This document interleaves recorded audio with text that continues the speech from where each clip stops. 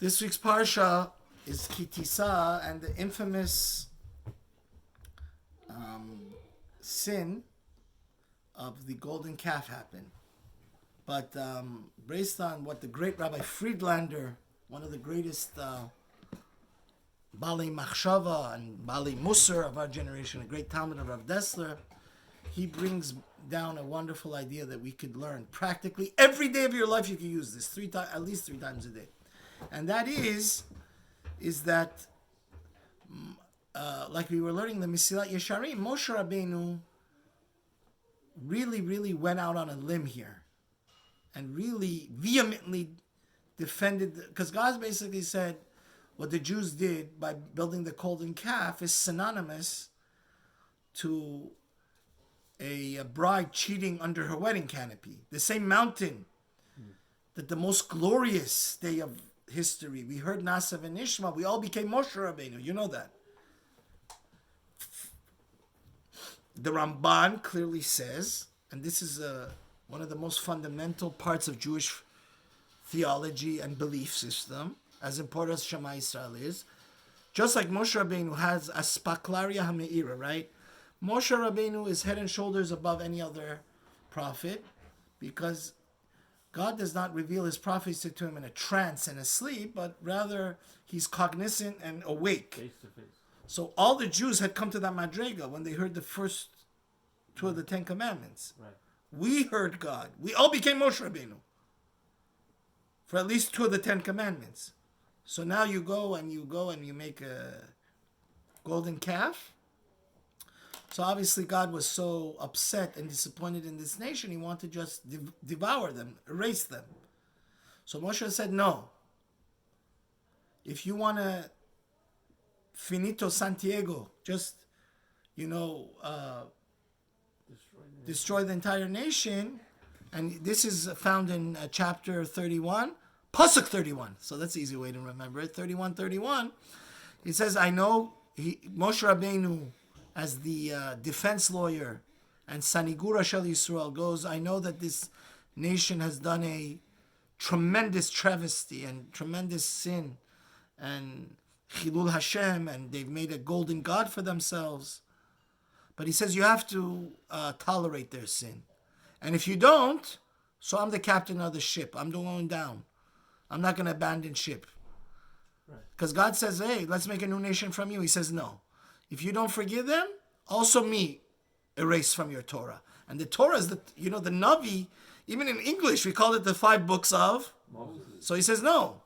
Every time, the thousands of times, it says in the Torah, by Daber Hashem el Moshe lemor, even though I'm the giver of the Torah and I'm the personification of the Torah, right? Because always we're living in the human real world, right? So there was somebody that had to bring the tablets, not the iPad, but the tablets from Shamayim, and actually he inscribed every word of the Torah. He says, if you don't forgive them, so the Ramban, Rabbi Friedlander brings a fascinating Ramban. I'm shocked I didn't know this Ramban. And I know it sounds Christian, but a great Talmud Chacham explained to me, like we learned in the Mesilat Yesharim also, this is actually not a Christian concept.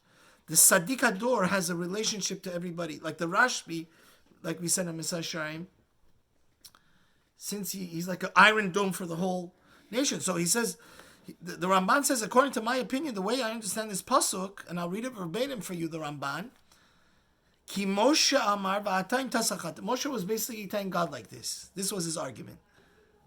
He says, you in your infinite mercy, God, you have to forgive them. If not, I will be erased instead of them. I'm such a great prophet. I'm the king of all prophets. I'm the greatest man of history. Kill me instead of them and let them live.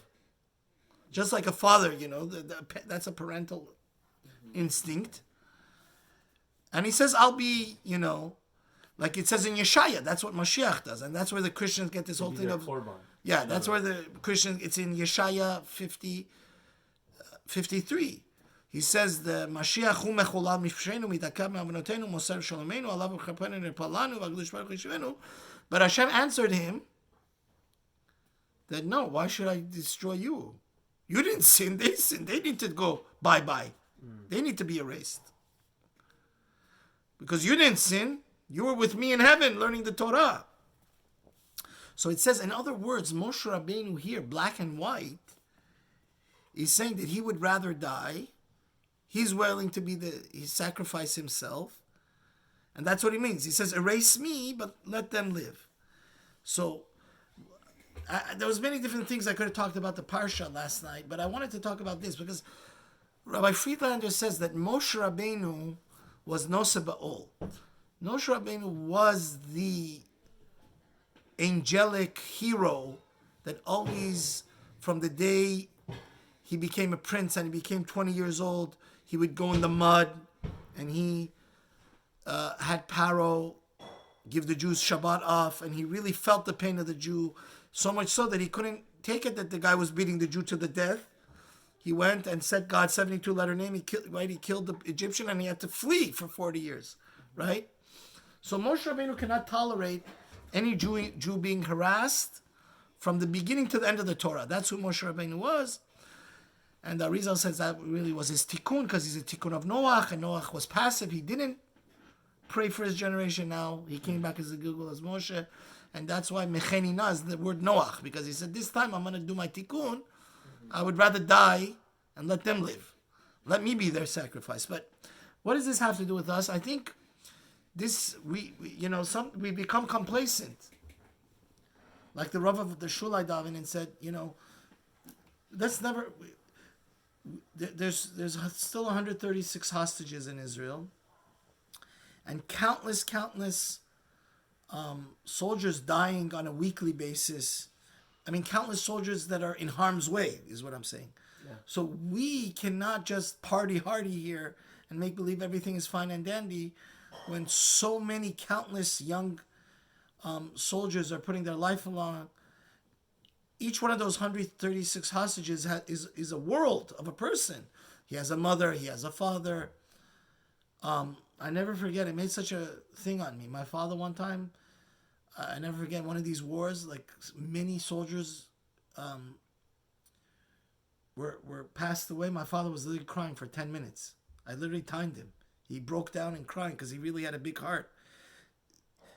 We have to at least, instead of davening a 2-minute Shemona Esrei, which really should be 10 minutes, at least the least we could do, besides sending financial support, is moral support. We should at least, at the end of each davening, before we say Oseh Shalom, find, there's on the internet in an instant, you could find a name of a soldier and daven for him, or find all the 136 names of the thing. What it means is we Jews have one heart, we have one destiny. And just like Moshe Rabbeinu cared so much about the Jews, he said, Hashem, erase me, which means kill me, let them live. We also have to feel the pain of all these countless soldiers, of all these hostages.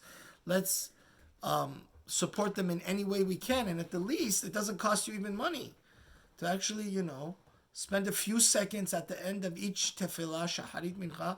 Hashem, please free the hostages. Please protect our soldiers, because that's, if we, the Torah is not some, the Zohar says. The Zohar says that anybody thinks that the Torah is a storybook, his kishka should explode. That's what the Rashi writes. The Torah is a practical guide, is our moral GPS. And I think this week's Parsha, more than anything else, is perhaps teaching us this idea that just like Moshe Rabbeinu felt the pain, even though they had done the most disgusting and despicable thing, he said, in the end of the day, there's a lot of poor, innocent souls suffering, and we should pray for them, we should care about them, we should commiserate with them, which is the hallmark of a Jew. Kol Yisrael Aravim Zelazeh. We are each other's guardians. We are each other's keepers. And in that merit that we actually care and we really commiserate and pray and be together with our brothers and sisters in Israel, we should see Mashiach Zidkenu B'mehera B'yameinu. Amen.